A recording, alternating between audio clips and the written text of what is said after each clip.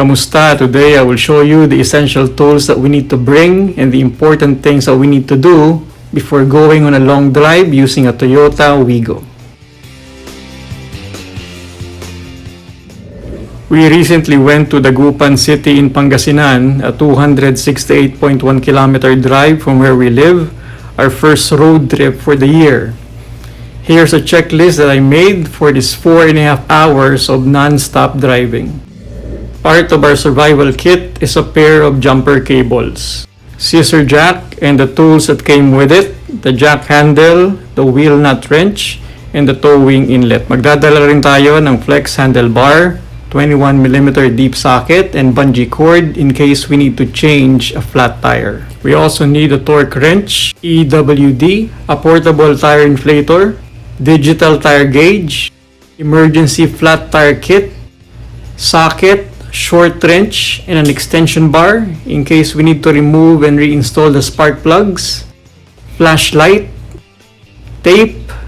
The tape will come in handy in case we need to hold things together like broken glasses and car parts. Ito naman yung mga dapat nating tignan under the hood. The car battery, check the terminals and connectors. Bago ba yung baterya o lumang-luma na? The 15-month warranty of this battery expired last month, pero sa tingin ko pwede pa to. The spark plugs, if you're using NGK spark plugs and it's been more than a year since you last replaced them, you may want to get a new set for your Wigo dahil mahirap magkaroon ng startup issues in a place far from where your relatives and friends live.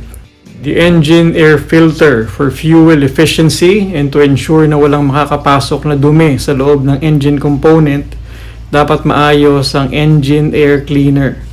Pinapalitan ito every 40,000 kilometers or every 2 years, whichever comes first.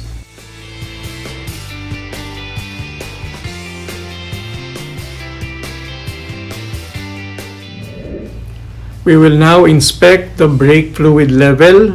Add some DOT3 brake fluid if the level is way too low. You need to change the brake fluid every 40,000 kilometers or 2 years as well. Kasama din sa ating checklist ang windshield washer reservoir. We will add some fluid hanggang doon sa full mark.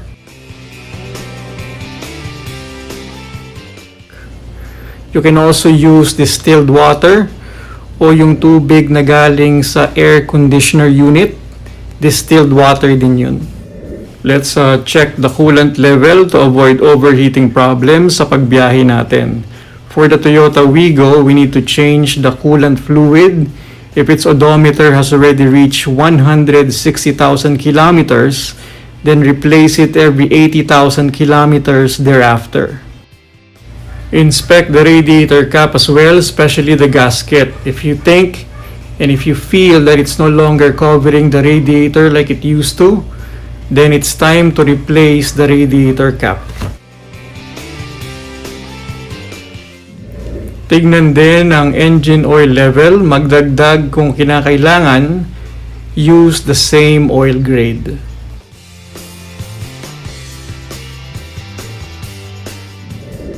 We'll now check the exterior lights. It's important to make sure that all of them are working. This will help prevent accidents. It will also give us confidence knowing that we can signal our intentions at meron tayong ilaw lalo na sa madaling araw at gabi na pagbiyahe.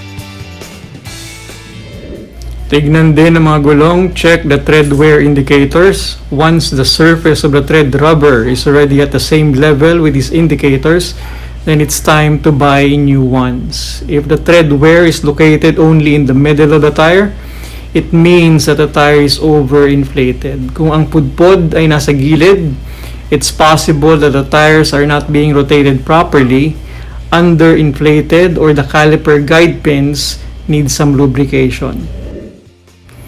It's also a good idea to inflate the tires, including the spare one, before we go. The recommended PSI for the Wigo is 36.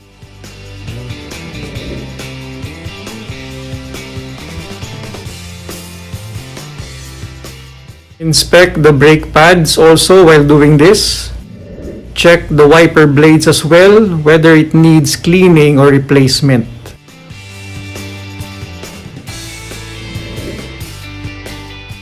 To make this trip more pleasant, let's change the seat covers with fresh ones.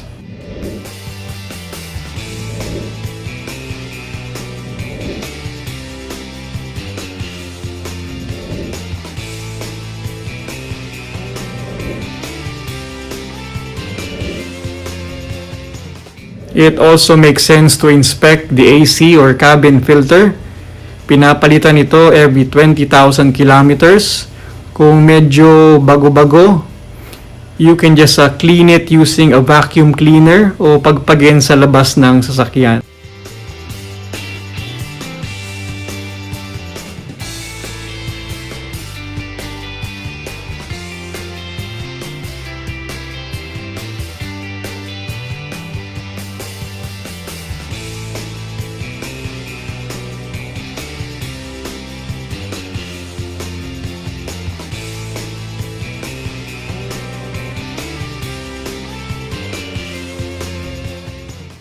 Give the dashboard a quick look for any check engine warning lights that we need to address.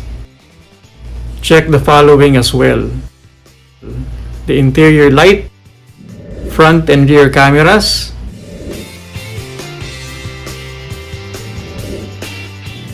let's also check the entertainment unit and GPS technology.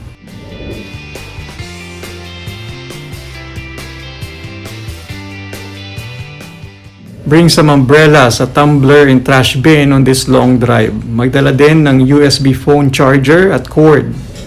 To maximize the space at the back, take out any unnecessary things.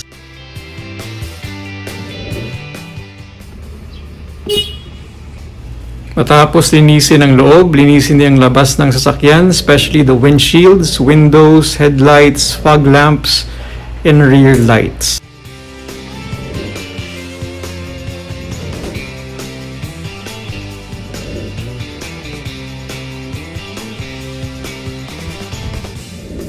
To be on the safe side, torque all the lug nuts to spec. Set the trip meter display indicator to 0. Do the same for the average consumption display as well. Maging maingat sa pagmamaneho, enjoy the road trip, at ipagkatiwala sa Diyos ang lahat because anything can happen during a long drive. Good morning, papunta kami ngayon sa Dagupan. Konti na lang, mga 90 kilometers na lang. Doon na kami. We left Cavite at 4:23 in the morning. We arrived safely in Dagupan City at exactly 8:50.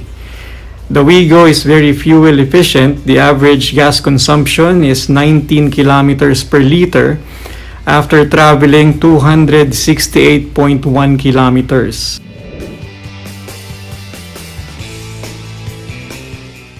I hope marami kayong natutunan, and I hope you would follow the checklist that I gave you the next time you go on a long drive or road trip. Please consider subscribing. May God bless you, and I'll see you soon.